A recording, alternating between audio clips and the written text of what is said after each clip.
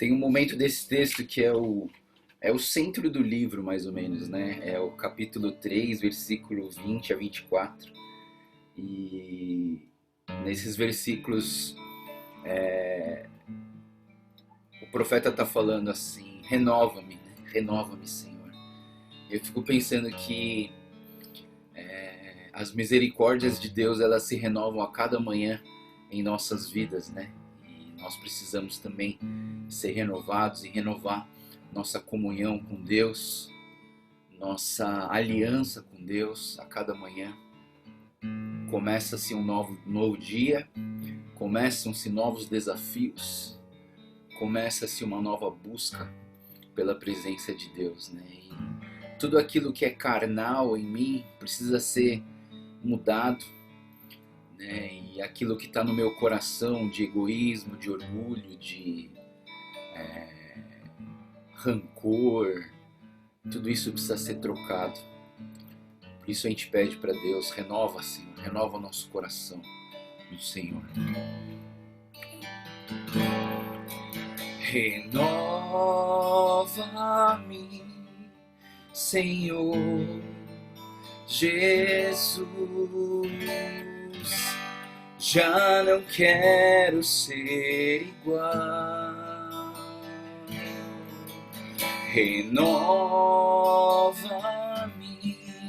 Senhor Jesus,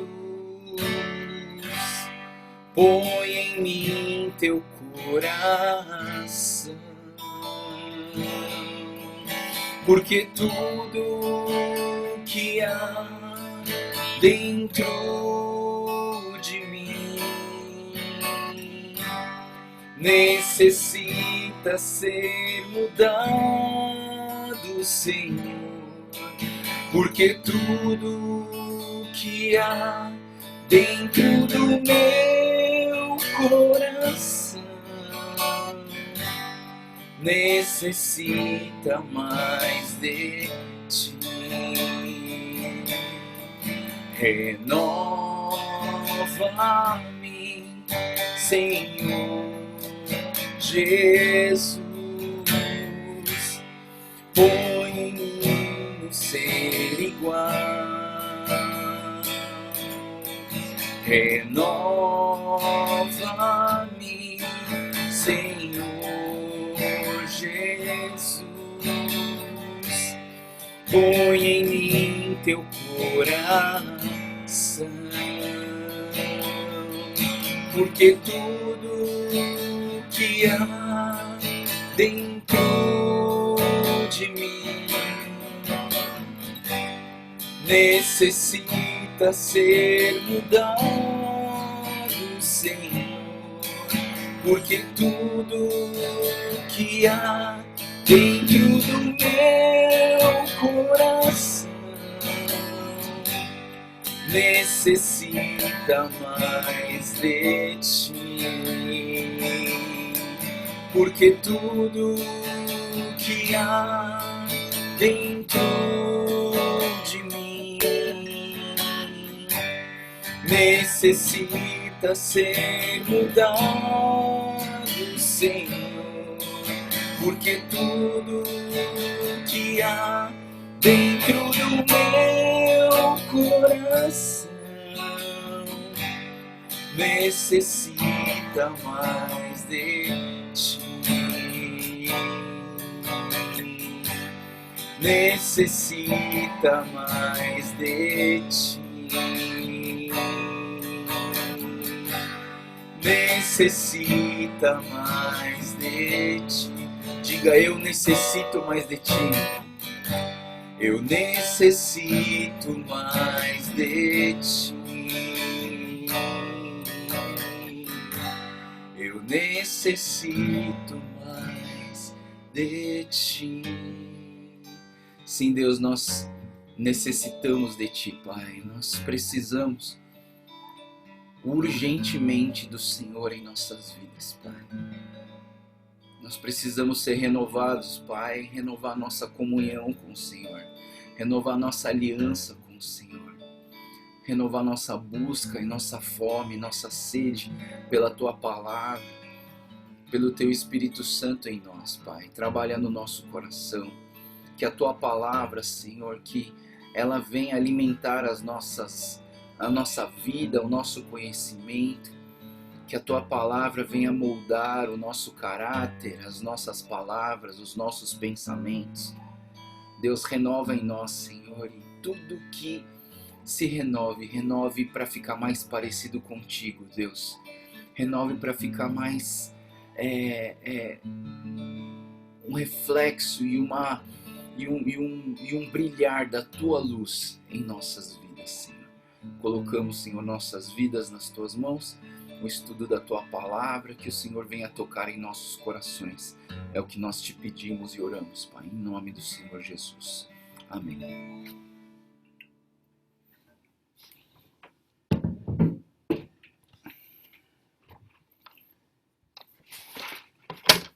Lamentações de Jeremias, pessoal. A gente vai começar e vai terminar esse livro hoje, né? Coisa boa. A gente já andou bastante aqui na Bíblia. Quando eu pego assim o bloco de quantidade que a gente já andou, é uma coisa muito legal mesmo, né?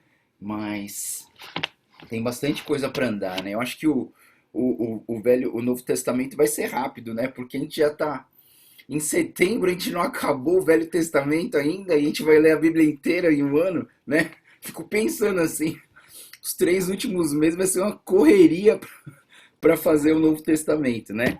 Mas vamos lá. Vou dar uma breve introdução de Lamentações. A palavra lamentação, ela vem de um hebraico que significa choro em voz alta, sabe? É aquele choro desesperador, aquele choro que você não consegue se conter no silêncio, mas que é um choro que explode em gemidos, né? Em gemidos, não gemidos inexprimíveis, mas gemidos de dor, gemidos de angústia, né? E eu não sei de vocês, às vezes quando a gente tem vontade de chorar, a gente tenta chorar em silêncio, né? Mas quando a dor é muito grande, não dá para segurar, né? A gente faz barulho, né? Então, assim, é esse choro, né, que a gente está falando, que a Bíblia está falando de Jeremias. Então, Jeremias, ele viveu esse período da vida dele bem conturbado, um período de vida bastante tenebroso. Por quê? Porque o Jeremias, ele sentia as dores de ver a cidade santa destruída, de ver a miséria dos seus compatriotas. E outra dor do Jeremias também é que o Jeremias ele estava trazendo uma mensagem de castigo, uma mensagem que talvez é o verdadeiro significado do sermão, né? A gente vai na igreja, a gente fala, a gente vai ouvir o sermão, né? O sermão é uma coisa boa pra gente, né? Mas quando você vai tomar um sermão da sua mãe, você não acha que é uma palavra muito boa, né? Então, eu entendo que a palavra sermão se encaixa muito bem na vida do Jeremias, porque ele sempre estava trazendo um sermão, uma correção, uma exortação, um alerta, um alerta de castigo. Olha, cuidado, porque se você não tomar cuidado, se você não obedecer, se não você voltar, se arrepender dos seus caminhos, voltar atrás, você vai ser consumido, você vai destruído. E a pior coisa, né, eu fico pensando, né, a pior coisa é você querer alertar e ensinar uma pessoa que não quer aprender. Não é verdade? Essa devocional que a gente faz aqui é uma delícia, pessoal. Por quê? Porque eu estou falando e vocês querem ouvir. É uma delícia, tem coisa melhor do que isso? Você querer compartilhar algo e as pessoas quererem ouvir. Agora imagina você, né? Quem aqui já foi professor um dia e deu aula para os alunos que estão completamente desinteressados. Imagina, você dá aula para um monte de aluno, ninguém quer saber nada do que você quer falar. Imagina a frustração da pessoa. Imagina a frustração de um professor que quer ensinar, mas ninguém quer ouvir, né? E Jeremias então sofria essa dor, né?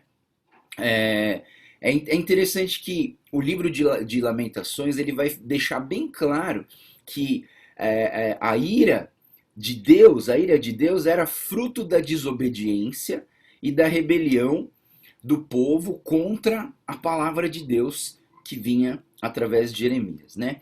E só para resumir o exílio, né, esse ataque, o castigo da Babilônia para com o povo de Israel, ele se divide historicamente em três partes. Então, no ano de 605 a.C., o primeiro grupo, ele está sofrendo um ataque, mas o primeiro grupo de cativos é levado para a Babilônia. Em 597 a.C., o segundo grupo de cativos é levado, exilado para a Babilônia. E 586 a.C. é que a Babilônia vem então pegar um último bloco de cativos, mas ele não só pega os cativos, como ele queima a cidade, destrói o templo de Jerusalém, né? E Jeremias, nesse momento, ele é poupado quando o comandante ele fala: você pode decidir se você quer ficar aqui ou se você quer ir para a Babilônia, e ele decide ficar lá, né? Então, assim, é importante a gente entender esse aspecto geral histórico de Jeremias. Uma curiosidade, Jeremias é um livro muito curioso, não tanto quanto Isaías, mas assim, o Lamentações de Jeremias é um livro bastante curioso. O Lamentações de Jeremias é o último livro poético, né? Então, Lamentações é um livro poético, não é um livro histórico, não é um livro profético, é um livro poético. Então ele está dentro daquele grupo de Jó, Salmos, Provérbios, Eclesiastes, Cantares, né? E aí você tem Lamentações de Jeremias. Para os judeus, o livro de Lamentações ele é muito importante, que ele faz parte de um grupo que eles chamam de pros hebreus de Velho Testamento, né? Então são 5 livros: Ruth, Esther e Cântico dos Cânticos, e aí o Lamentações ele está dentro desse grupo que os judeus chamam de Velho Testamento deles. Mas uma coisa interessante desse livro de Lamentações é que praticamente os 5 capítulos têm 22 versículos. Se você for folhear aí a sua Bíblia, dá uma olhada quantos versículos tem cada capítulo. Tirando o capítulo 3, todos eles terminam no versículo 22, né?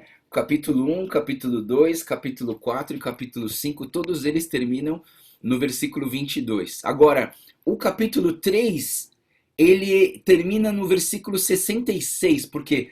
Porque são 3 versos em cada... São 22 blocos de 3 versículos. Então, na verdade, o capítulo 3 também termina em 22. Por que 22? Porque o alfabeto hebraico tem 22 letras. E agora vem uma palavra difícil, né, pessoal? Vocês estão aprendendo várias palavras difíceis comigo aqui, né? E é o escatológico, os salmos imprecatórios, né? Hoje você vai aprender mais uma palavra difícil. Poemas acrósticos. Acrósticos, né? Então, o que são poemas acrósticos? Os poemas acrósticos são poemas que eles usam o alfabeto hebraico para fazer uma divisão dos blocos desse poema. Então, isso chama poemas acrósticos. Um poema acróstico, por exemplo, é o Salmo 119. O Salmo 119 também é acróstico, porque cada versículo, cada estrofe começa com uma letra do alfabeto hebraico, né? Então, aqui o Lamentações...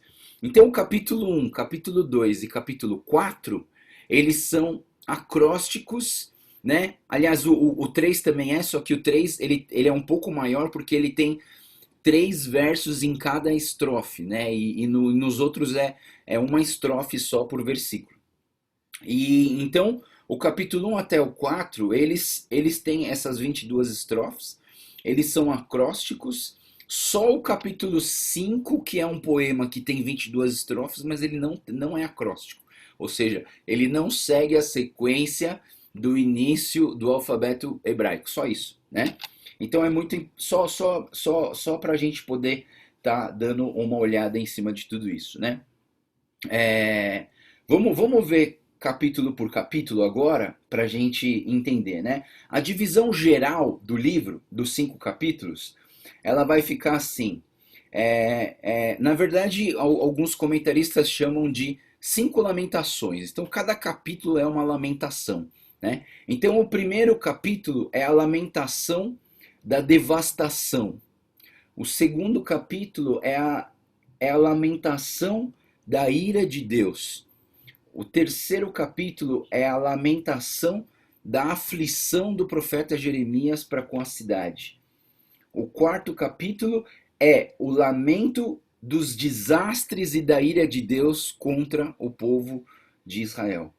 E o quinto capítulo é a lamentação em oração do remanescente de Israel, né? Então ele fica praticamente dividido nesses 5 capítulos, né? E é bastante interessante. E mais uma vez, né, pessoal, a gente precisa lembrar disso, que eu creio que isso é bastante importante. Sempre que a gente estuda um livro poético, nós não podemos pensar muito sabe, tirar lições literais do livro, porque o poético é a expressão do sentimento, né? O poético é a expressão da dor, aqui principalmente da dor, né? Muitas vezes o poema expressa o amor, expressa a alegria, né? Mas aqui nesse livro em especial, os poemas eles são muito melodramáticos, né? A gente vê assim o Jeremias como ele é chamado de o profeta chorão, né? Porque ele está sempre chorando, né? Sempre ele fala de lágrimas, né? Uma das palavras mais usadas por Jeremias é lágrimas, né? Porque sempre ele está em lágrimas. Então vamos lá. O capítulo 1, então, ele vai trabalhar sobre esse terrível sofrimento de Jerusalém, a devastação de Jerusalém, né? Então, do versículo dentro desse, e aí a divisão aqui de Lamentações, ela vai ficar meio parecida com Salmos. Lembra que a gente dividia em blocos, né? Aqui vai ficar mais fácil de dividir em blocos. Os blocos do capítulo 1, ele vai do 1 até o versículo 5, do 1 ao versículo 11.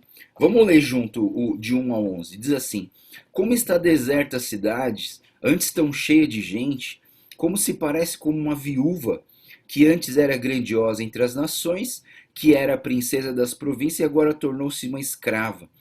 Chora amargamente à noite, as lágrimas rolam do seu rosto, de todos os seus amantes nenhum a consola. Todos os seus amigos traíram, tornaram-se inimigos. Em aflição, sobre trabalhos forçados, Judá foi levado ao exílio, vive entre nações sem encontrar repouso. Todos os que perseguiram a capturaram em meio ao seu desespero. Uma coisa que é importante a gente observar aqui, nessa primeira metáfora que o profeta traz, é em relação à viúva. É interessante que a aliança que Deus faz com o povo de Israel, ela é muito comparada com o casamento, né? É muito comparada com o casamento, né? Então, assim, assim, a Bíblia, ela sempre fala de casamento, né? Inclusive, assim, o início da história em Gênesis é o casamento de Adão e Eva, e o final de Apocalipse é o casamento da noiva que é a igreja com o noivo que é Cristo.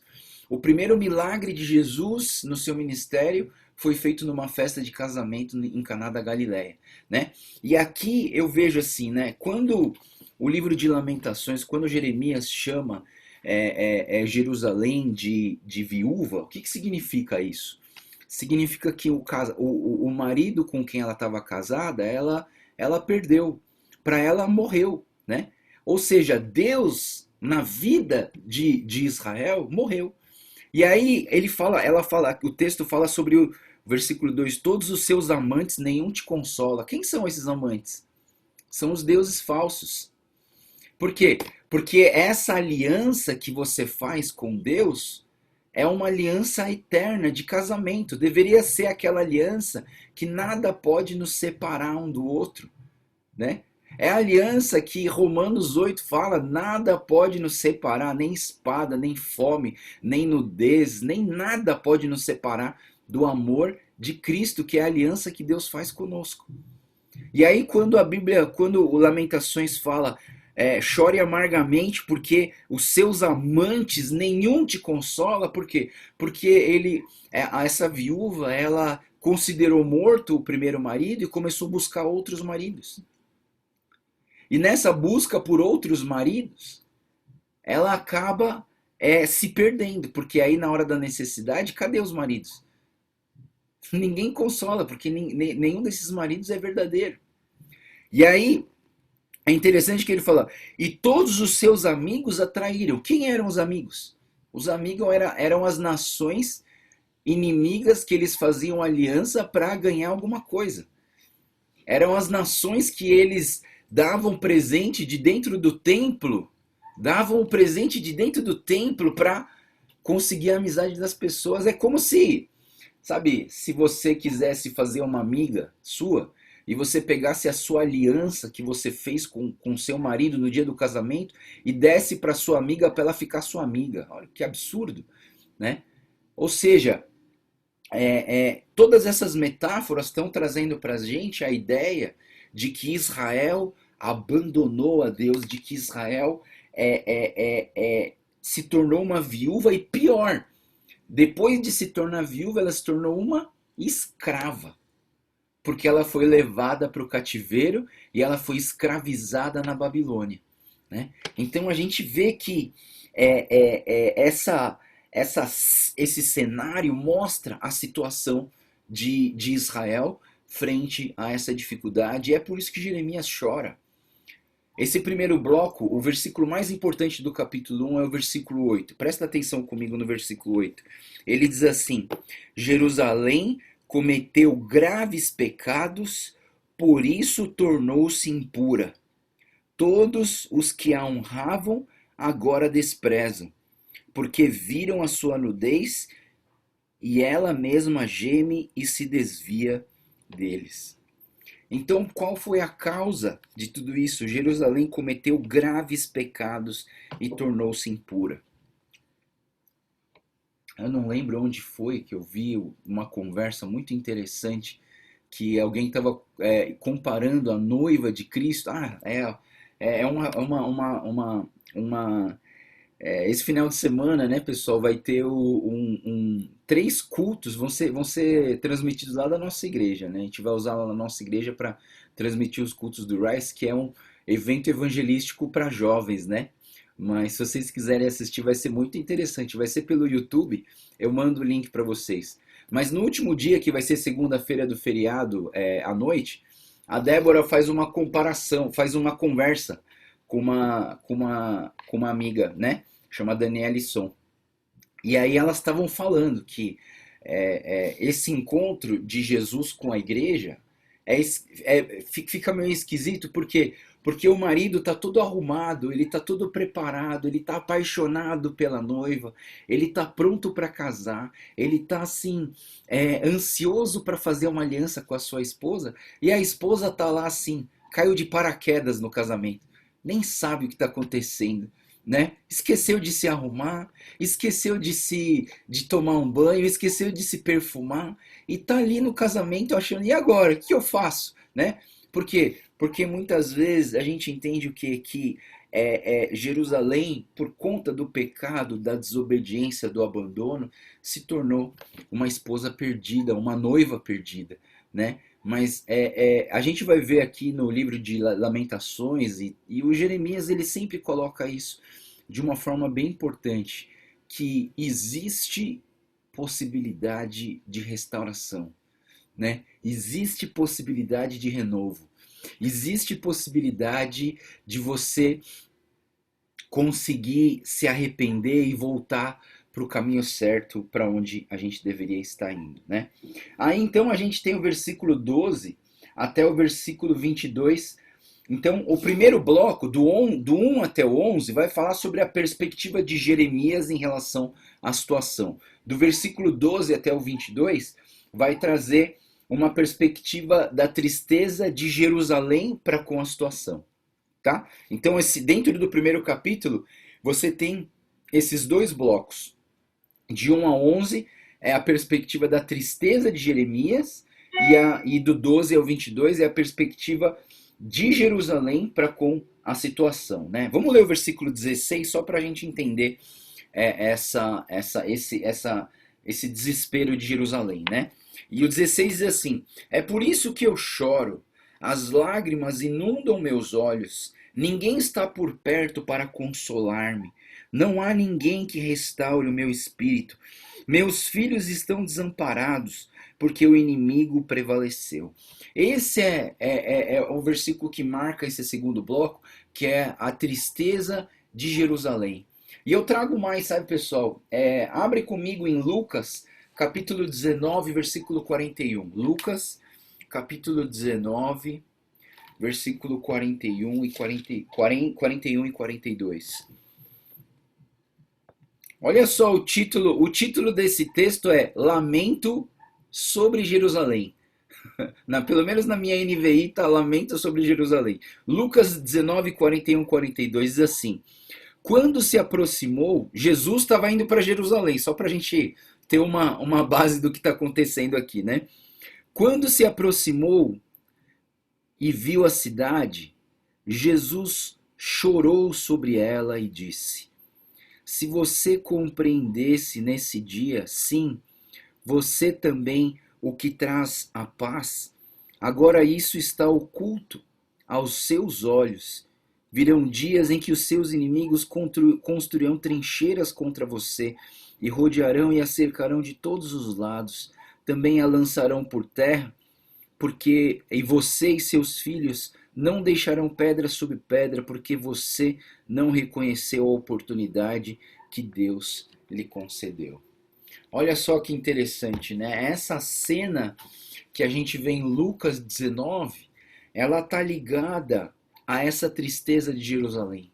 É como se em Lamentações 1,16 a gente olhasse Jerusalém chorando e ele explicando o choro da parte de Jerusalém. E aqui no Lucas 19, de 41 a 44, a gente vê a dor de Jesus Cristo olhando para a cidade de Jerusalém. Completamente desviada, abandonou os caminhos do Senhor. Isso gera em nós uma tristeza muito grande, ao ponto de Jesus chorar, né? A gente sabe, assim, olhando para a Bíblia, a gente vê que dois momentos que Jesus chorou, né? Na morte de Lázaro, mas ele chorou.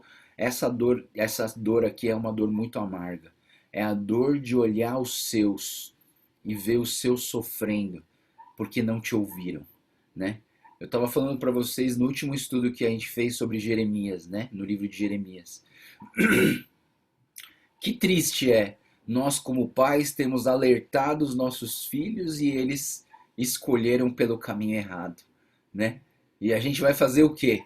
Obrigar não pode. Bater não pode, que já é grande. Como que a gente vai fazer? A gente fica triste demais. E eu estava falando, né, que às vezes eu tento me colocar um pouquinho na posição de Deus. Puxa vida, o coração de Deus fica tão triste quando a gente desobedece a Ele. É por isso que lá em Efésios fala que o Espírito se entristece de nós, né? O Espírito fica triste com a gente, porque nós desviamos do caminho do Senhor, porque nós fizemos aquilo que deixa Deus triste, né? Então que a gente possa pensar nisso e se a gente cometer algum pecado, que a gente volte para os caminhos do Senhor. O capítulo 2, então, ele vai trabalhar um pouquinho a questão da tristeza de Sião, mas essa tristeza ela provém do Senhor, ou seja, o castigo do Senhor, né? Então existe um papel divino nesse castigo dado por Deus. Então o povo da Babilônia, quando foi atacar Israel, ele atacou porque aquilo foi direção do próprio Deus, né? A direção do próprio Deus para com Jerusalém, né? E aí a gente vê, vamos ler O versículo 1 até o versículo 10 é um bloco que fala sobre a perspectiva de Deus em relação à situação. O versículo 11 até o 19 vai mostrar uma perspectiva humana em relação ao castigo de Deus.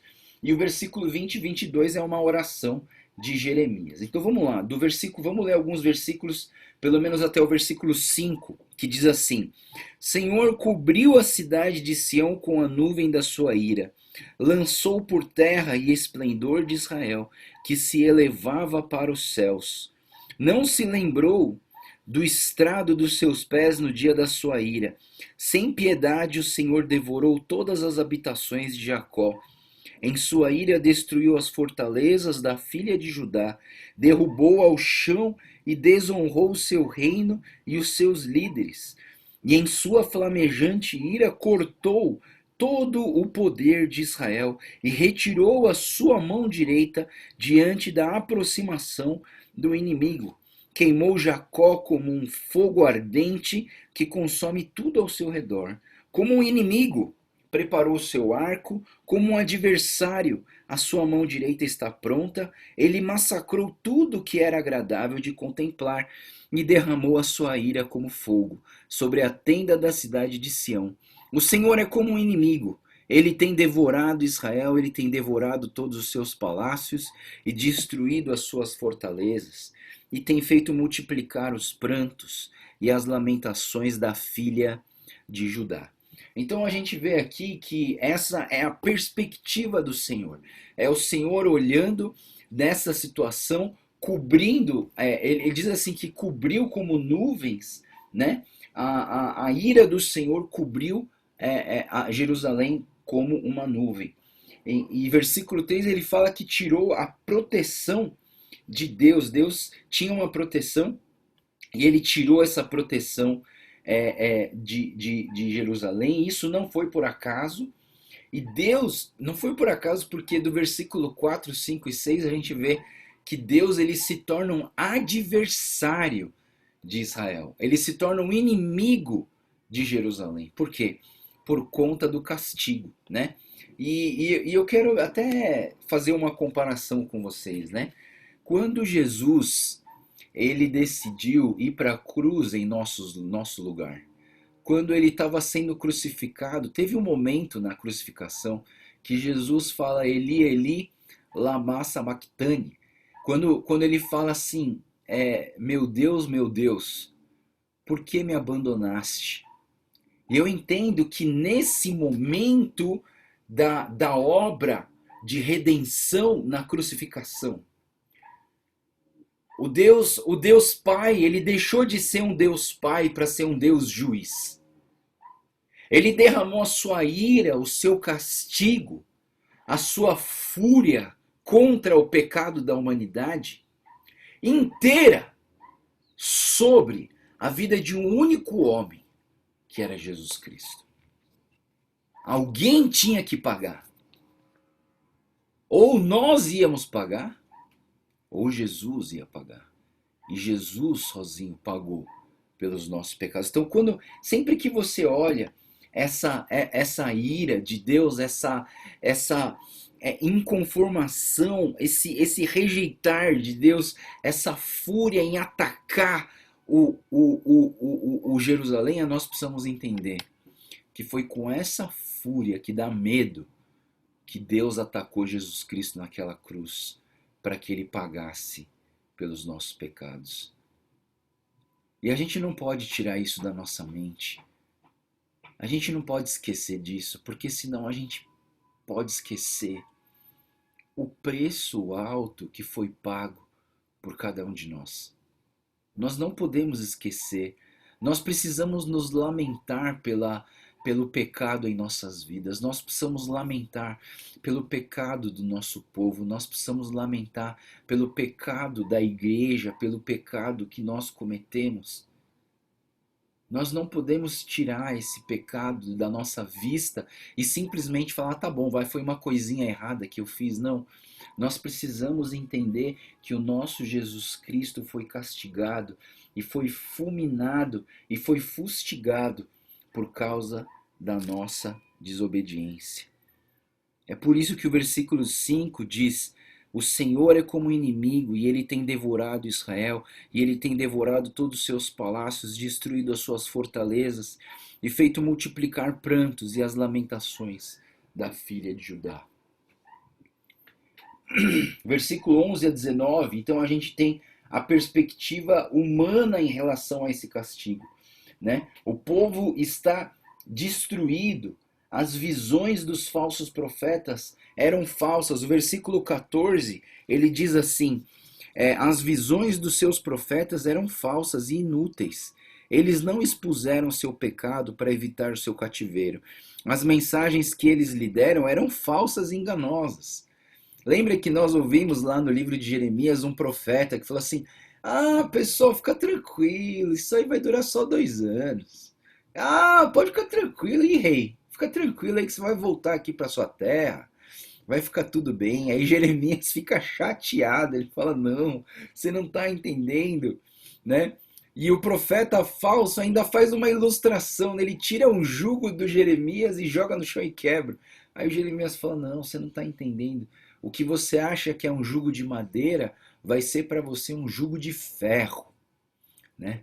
Vai durar muitos anos, né? Então a gente vê que a perspectiva humana é dessa ilusão e das falsas mentiras, falsas mentiras não, mentira já é falsa, né? Então, da mentira, da mentira que foi proferida para esse povo, né? Mas vamos ler o versículo 20 e 22, que acho que é muito interessante a gente olhar essa oração de Jeremias, né? Ele diz assim: olha, Senhor, considera a quem trataste dessa maneira.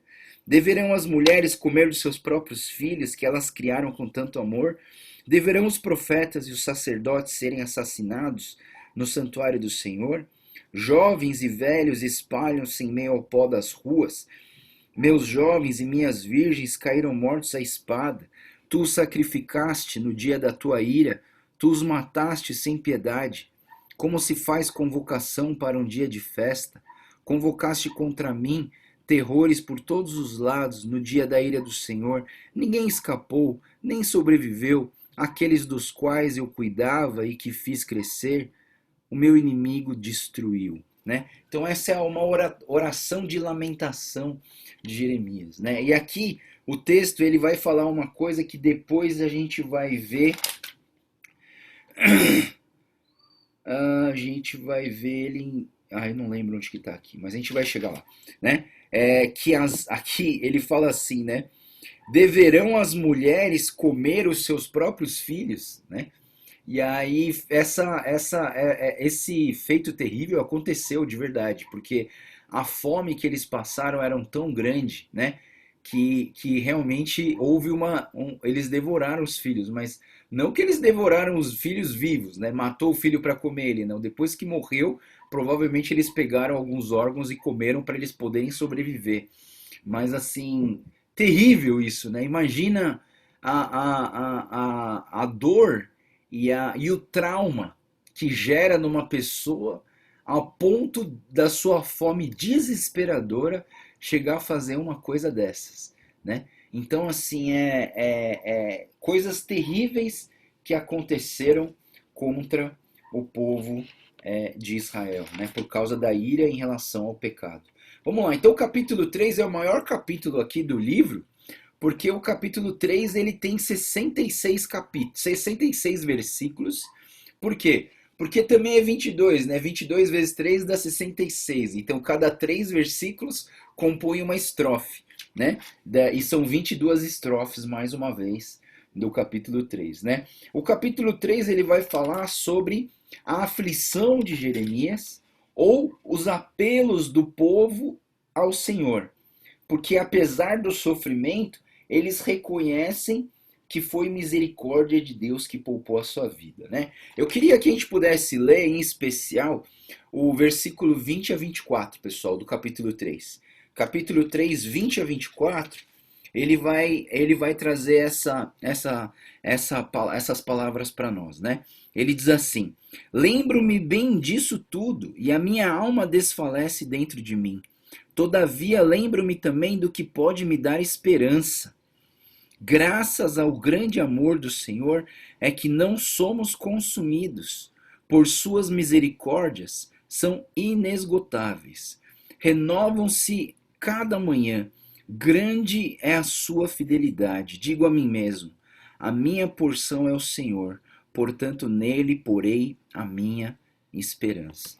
Então essa é a palavra, né? Por isso que eu escolhi a música Renova-me hoje, né? Porque aqui ele está falando dessa ideia de renovar a cada manhã, porque é grande a sua fidelidade.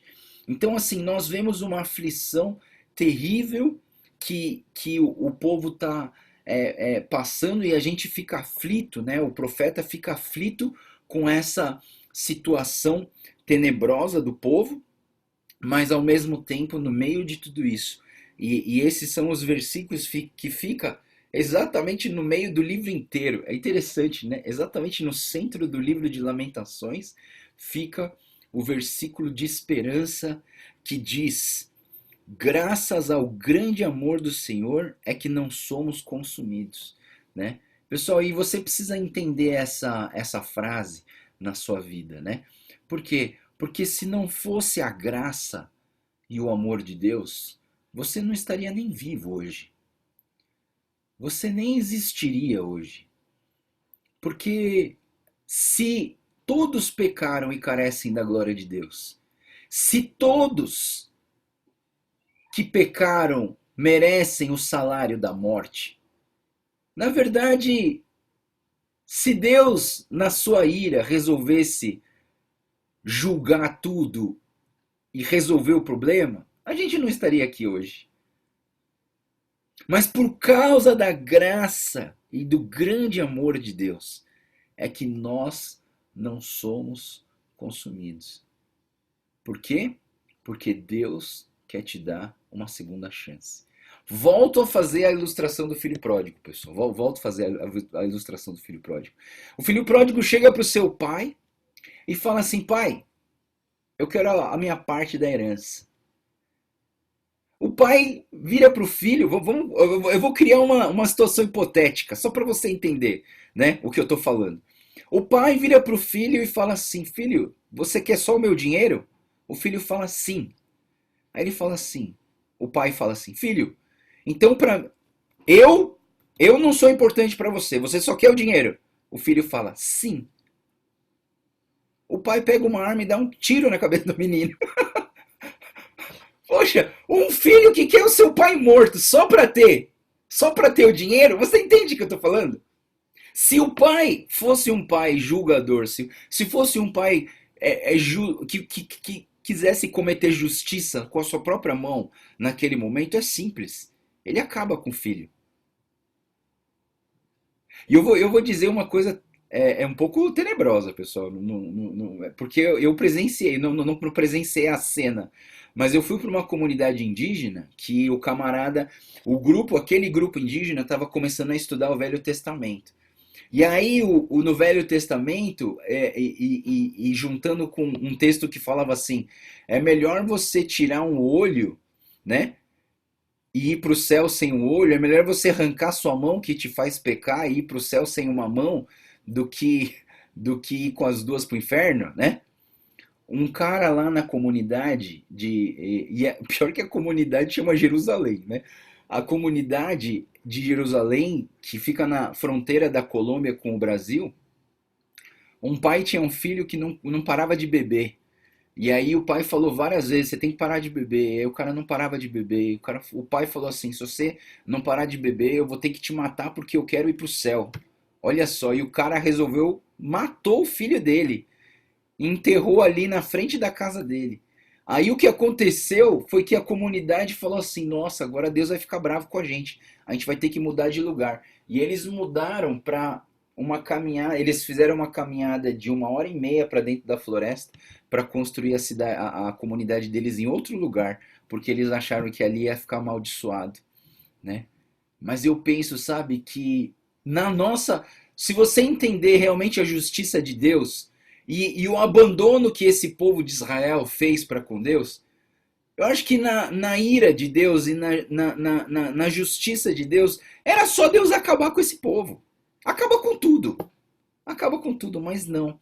Deus não consumiu essas pessoas porque Deus queria dar uma segunda chance para que essas pessoas se arrependessem dos seus pecados e voltassem para os caminhos do Senhor. E eu quero dizer para vocês que se não fosse a graça de Deus, todos nós já estaríamos queimando no inferno. Mas porque o nosso pai não é o pai hipotético que eu falei para vocês. O nosso pai é o pai amoroso do filho pródigo, que falou assim, tá bom filho, então pega a sua parte e faz o que você quiser. O menino pegou a parte dele, fez todas as besteiras, ficou na lama, no chiqueiro, comendo comida de porco e voltou pro pai. Mais uma vez, o pai poderia, mais uma vez, bater no filho, expulsar ele de casa e falar, não volta aqui nunca mais. Como a nossa vontade é de fazer com as pessoas. A gente tem vontade de fazer isso com as pessoas, né? As pessoas que fazem mal pra gente, a nossa vontade é, sai daqui, não quero mais falar com você. Não olha mais pra minha cara. Mas o Deus bondoso que a gente tem mostrado uma outra perspectiva pra nós. Ele olha a gente sujo, fedido, abandonado e largado. E ele abraça como um pai que ama. Manda lavar o filho. Coloca o anel no dedo do menino. E fala, você é meu filho. Vamos fazer uma festa porque você estava perdido e agora você foi achado. Queridos, essa é a mensagem do Evangelho. Essa é a mensagem da esperança que nós temos em Deus. Porque o nosso Deus, se ele fosse somente justo, a gente já teria sido consumido, mas porque ele é justo e bom e amoroso, ele está sempre dando uma segunda chance para você voltar para os caminhos dele. É por isso que nós não somos consumidos, por causa do grande amor do Senhor, por causa das suas misericórdias inesgotáveis, que se renovam a cada manhã, porque grande é a sua fidelidade, por isso que nós dizemos, a minha porção é o Senhor, portanto nele porei a minha esperança. Porém nele a minha esperança. Graças a Deus. Né? Então, aqui no capítulo 3, do versículo 1 até o versículo 20, vai falar só sobre a aflição. E do versículo 21 até o 38, ele vai falar sobre a esperança. Então, esse texto que a gente acabou de ler, ele é o início de uma série de palavras que vai gerar esperança no povo de Israel. Né? Então, o versículo 38, ele vai dizer o seguinte, não é da boca do Altíssimo que vem tanto as desgraças como as bênçãos? Ou seja, esse é o Deus que controla todas as coisas. Ele deixa com que coisas difíceis passem nas nossas vidas, mas ele também é aquele que nos salva, nos resgata, nos consola, nos alivia, nos cura, nos restaura. Né? Então nós precisamos entender que é a mão dele que faz isso por nós. E do versículo 39 até o versículo 66, a gente tem aqui o conselho de Deus para as nossas vidas. Como o versículo 39, como pode um homem reclamar quando é punido pelos seus pecados? Na verdade, por que você vai reclamar alguma coisa se você está sendo punido por coisas erradas que você fez? O versículo 4 fala, examinemos e coloquemos à prova os nossos caminhos e depois voltemos ao Senhor. Olha que conselho maravilhoso que Deus dá para nós. Examine o teu coração, examine a sua vida. Submeta às provas, às provações de Deus, para que Deus possa lapidar as nossas vidas, para que Deus possa queimar as nossas impurezas e deixar somente aquilo que é a essência do Senhor em nós. E depois ele fala, voltemos ao Senhor, voltemos ao Senhor. Né? Nós vamos desviar do caminho do Senhor várias vezes, né? Mas Deus é aquele GPS que insiste em fazer voltar para o caminho certo. Quando a gente está seguindo um GPS e a gente pega uma rua errada, o GPS fala assim, recálculo da rota. Ou seja, o GPS tenta achar um outro caminho para fazer você voltar para o caminho certo. E Deus é o Espírito Santo que fica fazendo isso com a gente. Toda vez que a gente desvia, ele tenta fazer um outro percurso para você poder voltar para o caminho certo, porque ele tem esperança na sua salvação, ele tem esperança que você se volte para o caminho certo. O versículo 41 diz: levantemos o coração, levantemos as mãos para Deus que está nos céus e digamos, pecamos e nos rebelamos e tu nos perdoaste. Tu te cobriste da ira que perseguiste, massacraste-nos sem piedade. Tu esconde atrás das nuvens, tu tornaste a escória e o refúgio das nações, todos os nossos inimigos escancararam a boca contra nós. Né? Veja só a busca, levantemos as nossas mãos, levantemos o nosso coração ao Senhor. Quando você levanta a sua mão, você está fazendo o quê? Você está falando assim: Deus, eu me rendo a Ti, eu me rendo a Ti. Né? Deus, eu me rendo a Ti.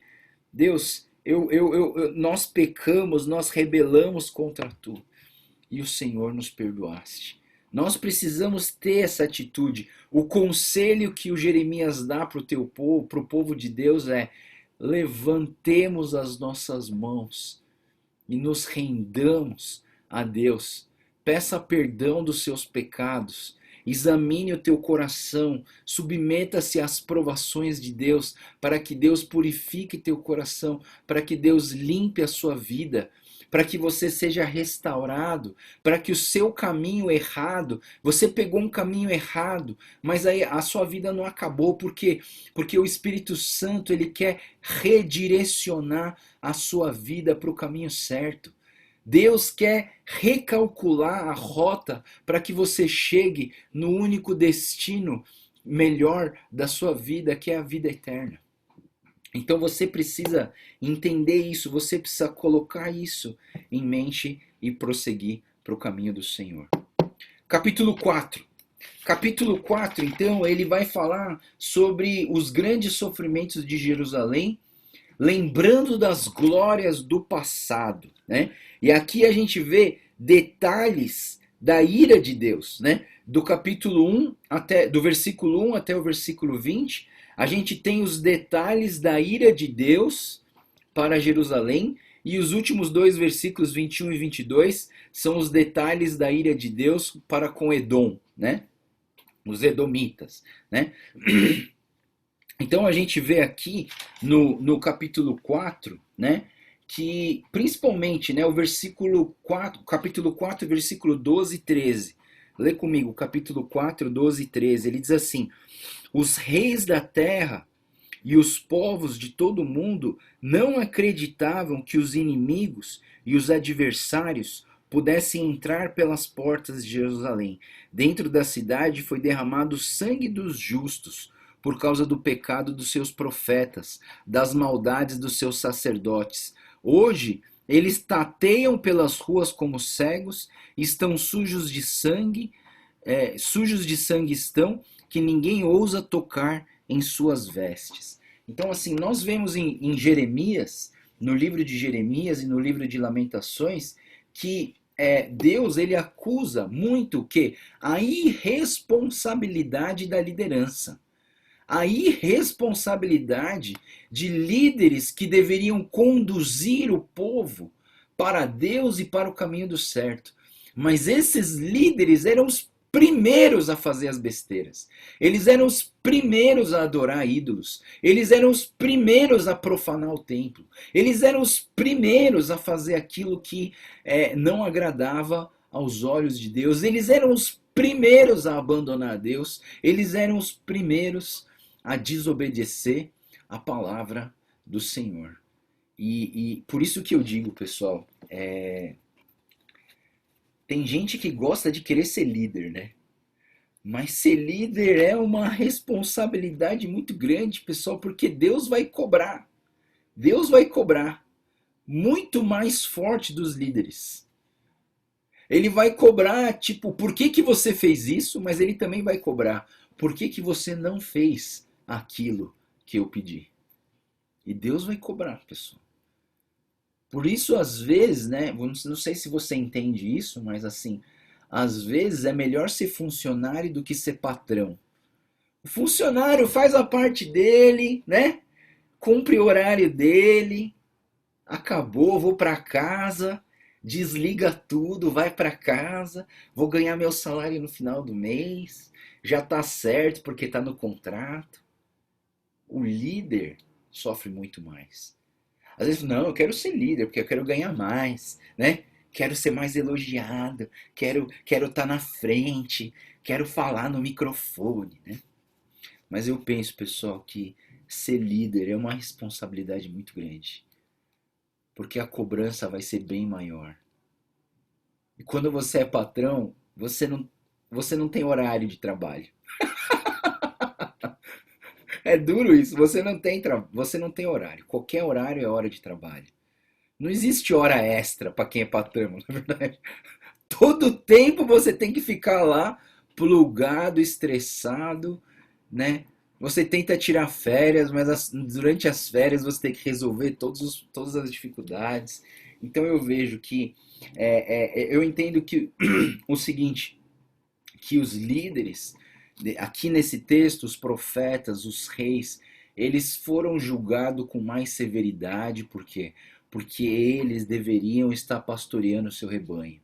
E como fez várias ilustrações, né? Eles deixaram as ovelhas soltas. Eles não direcionaram as ovelhas para o lugar onde elas tinham que comer. Não direcionaram essas ovelhas para o curral certo. Não protegeram as suas ovelhas dos ataques dos inimigos. Todas as ovelhas se perderam, todas as ovelhas foram capturadas, foram roubadas. E aí Deus olha para tudo isso e fala: puxa vida, quem fez isso? São os líderes. Vamos cobrar dos líderes primeiro.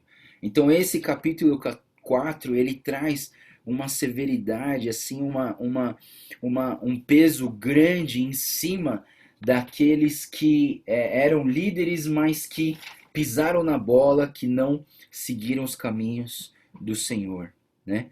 Vamos ler o versículo 20 do capítulo 4, ele diz assim: o ungido do Senhor, o próprio fôlego da nossa vida, foi capturado em suas armadilhas, e nós que pensávamos que sob a sua sombra viveríamos entre as nações. Alegrem-se, exulte, ó terra de Edom, você que vive na terra de Uz, mas você também será servido de cálice. Você será embriagado e as suas roupas serão arrancadas. Ó cidade de Sião, seu castigo terminará. O Senhor não prolongará o seu exílio, mas você, ó terra de Edom, ele punirá o seu pecado e porá à mostra a sua perversidade. Né? Então, assim, a gente vê que essa aflição que as pessoas estavam sofrendo da ira de Deus, do versículo 1 ao 20, é a ira de Deus sobre Jerusalém, e do versículo 21 a 22, a ira de Deus para com Edom. E aí a gente vai para o capítulo 5. Né? E o capítulo 5, na verdade, é a última lamentação, mas é uma lamentação em forma de oração. É um arrependimento do povo clamando a Deus e pedindo perdão ao Senhor. É uma mensagem triste sobre a consequência do pecado na vida desse povo. Lembrando que é importante a gente olhar para isso e ver que existem duas orações específicas aqui, de 1 a 18. É uma oração onde o profeta diz: Senhor, lembra-se de nós. Né? Vamos ler um pedaço aqui do começo do capítulo 5. Ele diz assim: lembra-te, Senhor, do que tem acontecido conosco. Olha e vê a nossa desgraça. A nossa herança foi entregue aos estranhos, nossas casas aos estrangeiros. Somos órfãos de pai. Nossas mães são como viúvas. Temos que comprar água que bebemos, nossa lenha só conseguimos pagando. Aqueles que nos perseguem estão bem próximos. Estamos exaustos e não temos como descansar. Submetemo-nos ao Egito e à Síria para conseguir pão. Nossos pais pecaram e já não existem, e nós recebemos o castigo pelos seus pecados. escravos dominam sobre nós, e não há quem possa livrar-nos das suas mãos.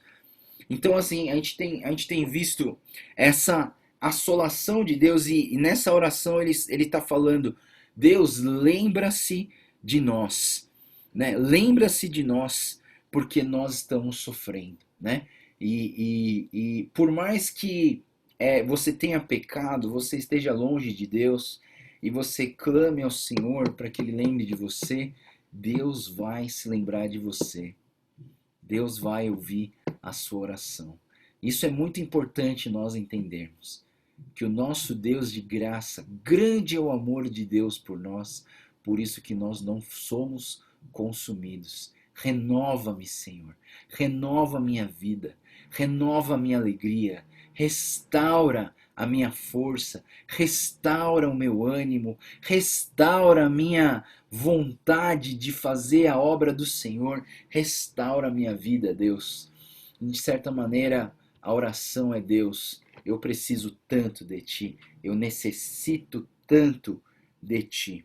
E o versículo 19 ao 22, então, desse capítulo, e ele fala para Deus, é a oração: Deus, traz a Tua restauração sobre as nossas vidas. Vamos ler 19, diz assim: Tu, Senhor, reinas para sempre, seu trono permanece de geração em geração.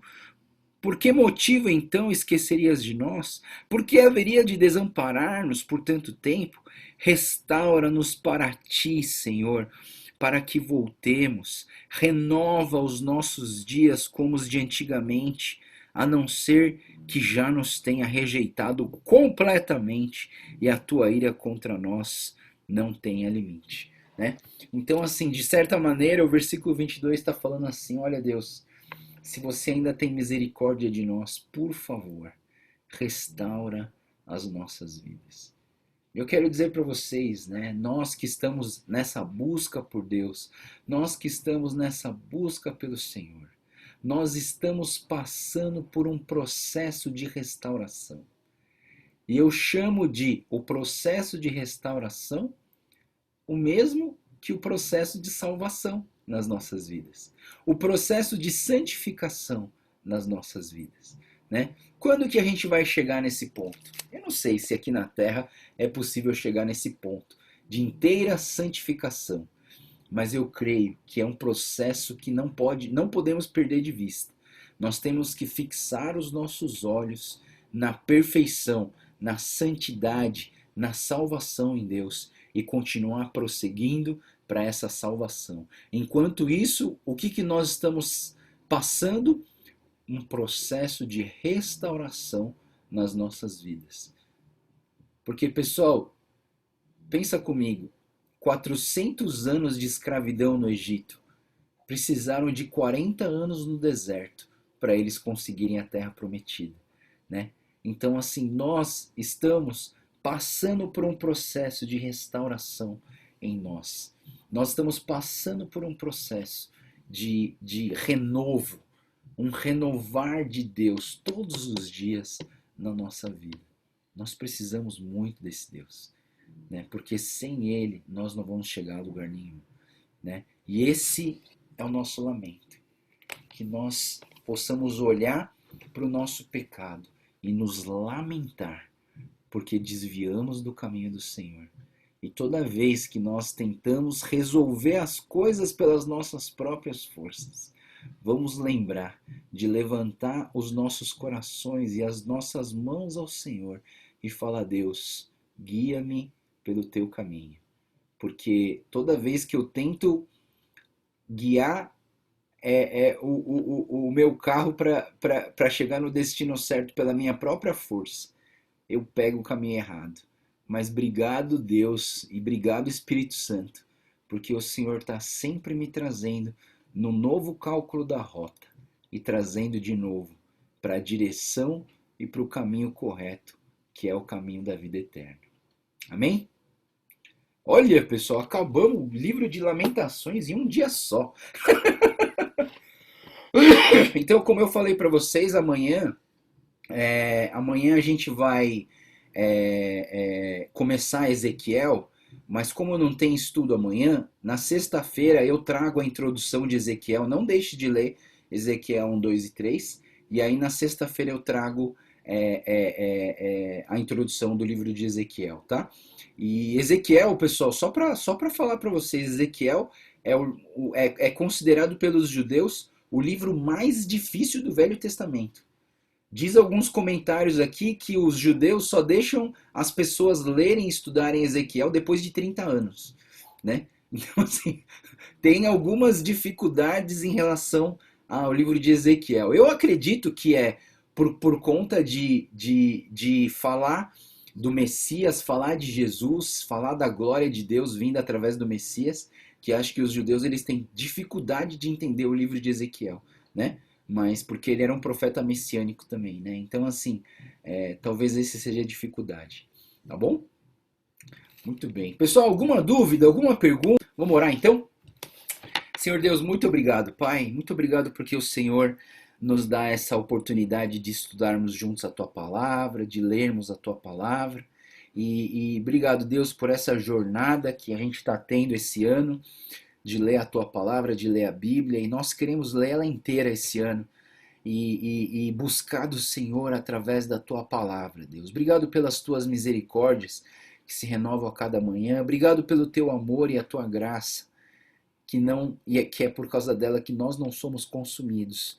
Obrigado, Deus, porque o Senhor nos promete a restauração e nós estamos nesse processo de restauração das nossas vidas. Pai, salva a nossa vida, salva a nossa alma, nos dá a vida eterna, Pai. Nós queremos honrar e glorificar o Teu nome, Pai, com tudo que temos e com tudo que somos. Te agradecemos tudo isso e oramos em nome do Senhor Jesus. Amém. Amém. Amém. Deus abençoe, pessoal. Tenha um ótimo dia, uma ótima quarta-feira. A gente se vê na sexta. Tchau, pessoal. Tchau.